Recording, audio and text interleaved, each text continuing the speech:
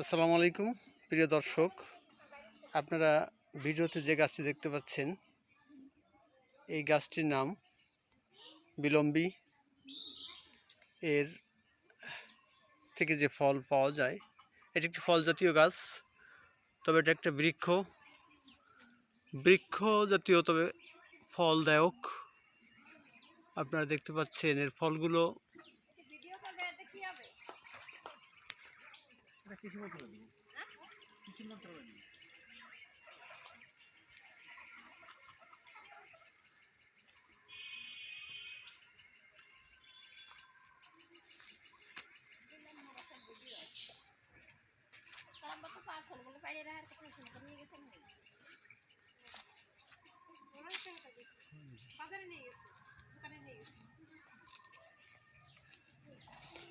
এটি একটি বৃক্ষ জাতীয় ফল গাছ।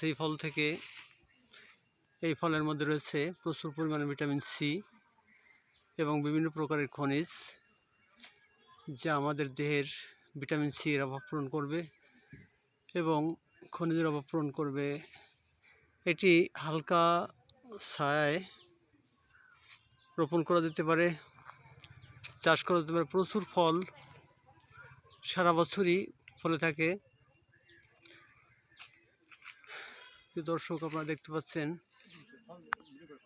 এটা একটি বৃক্ষ জাতীয় উদ্ভিদ হলেও ফলদায়ক।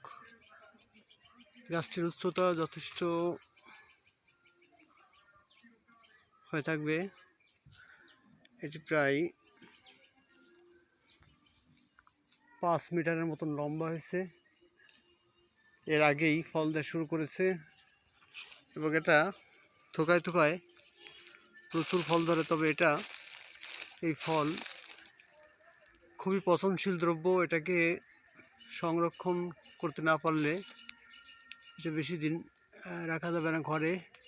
গাছ থেকে সঙ্গে সঙ্গে পেড়ে পেড়ে এটা আমাদের খাওয়ার উপযোগী। সাধারণ তাপমাত্রায় এটি রাখলে খুব দ্রুতই এটা পচে যাবে। তো প্রিয় দর্শক, আপনাদের ভিডিওটি কেমন লাগলো মন্তব্য করে জানালে সবাই উপকৃত হবে। ভিডিওটি দেখার জন্য সকলকে অনেক অনেক ধন্যবাদ। আসসালামু আলাইকুম প্রিয় দর্শক, আপনারা ভিডিওতে যে গাছটি দেখতে পাচ্ছেন এই গাছটির নাম বিলম্বী। এর থেকে যে ফল পাওয়া যায় এটি একটি ফল জাতীয় গাছ, তবে এটা একটা বৃক্ষ জাতীয়, তবে ফলদায়ক। আপনারা দেখতে পাচ্ছেন এর ফলগুলো